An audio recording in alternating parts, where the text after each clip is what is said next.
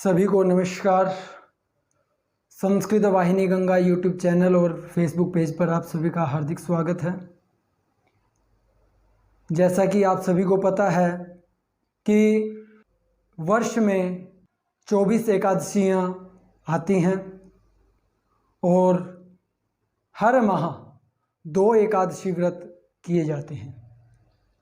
इस बार जो आषाढ़ मास के कृष्ण पक्ष की एकादशी है उसके विषय में हम आपको बताने जा रहे हैं। इस एकादशी को योगिनी एकादशी भी कहा जाता है। योगिनी एकादशी इस माह जो इस वर्ष हो रही है वो 24 जून को दिन शुक्रवार को मनाई जाएगी और इस दिन जो भी व्यक्ति जो भी प्राणी इस एकादशी व्रत को करता है वह मृत्यु के बाद मोक्ष को प्राप्त कर लेता है, समस्त पापों से मुक्ति प्राप्त हो सकती है। इसको करना कैसे है?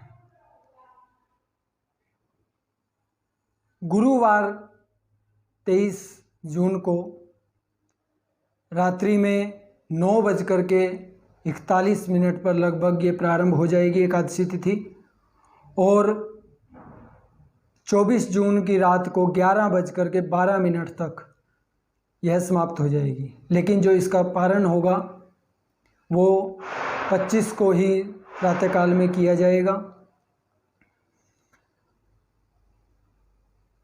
इसकी विशेषता ये है कि यह निर्जला एकादशी के उपरांत योगिनी एकादशी आती है और इसके उपरांत जो एकादशी आएगी उस एकादशी को देवशयनी अर्थात भगवान विष्णु देव उस एकादशी को अर्थात आषाढ़ मास के शुक्ल पक्ष की एकादशी को विष्णु जी शयन अवस्था में चले जाएंगे, योग मुद्रा में चले जाएंगे। तो उसके बाद 4 महीने तक कोई भी शुभ कार्य नहीं किए जाते हैं, क्योंकि उस समय जो पालन पोषण करते हैं सृष्टि के संचालक जो होते हैं वो भगवान शिव के हाथ में होता है। तो भगवान शिव ही सृष्टि का संचालन करते हैं और क्योंकि इन दोनों के बीच में निर्जला एकादशी और देवशयनी के मध्य में यह योगिनी एकादशी आती है, इसलिए यह विशेष हो जाती है।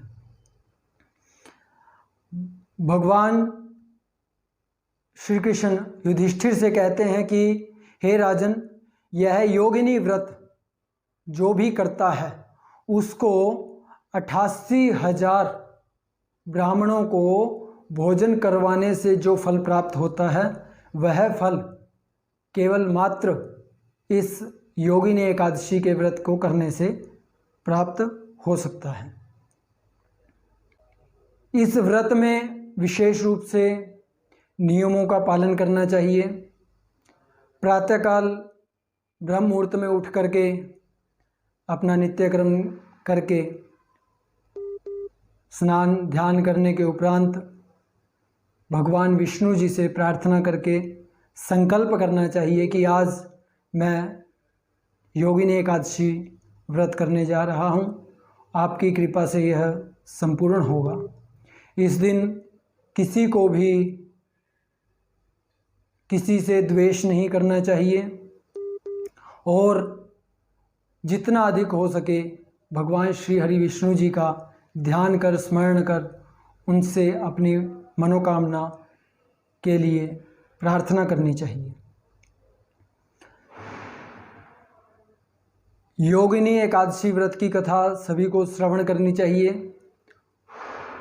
उसको हम फेसबुक के माध्यम से आप लोगों को तक पहुंचा भी देंगे, प्रयास करेंगे। इस दिन जो भी आप दान करते हैं वह आपके लिए कल्याणकारी सिद्ध होता है। पीपल के पेड़ की अगर हम पूजा करते हैं तो बहुत ही लाभकारी सिद्ध होता है, क्योंकि पीपल में हमारे पूर्वजों का पितरों का वास होता है। तो एकादशी के दिन पीपल के पेड़ की पूजा अवश्य करनी चाहिए। रात्रि में भगवान का जागरण करना चाहिए। किसी भी प्रकार से किसी से द्वेष भेदभाव नहीं करना चाहिए।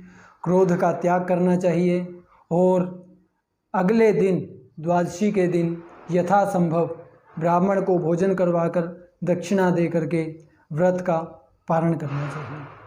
सभी को योगिनी एकादशी व्रत की बहुत बहुत हार्दिक शुभकामनाएं। जय श्री कृष्ण, जय श्री राधे।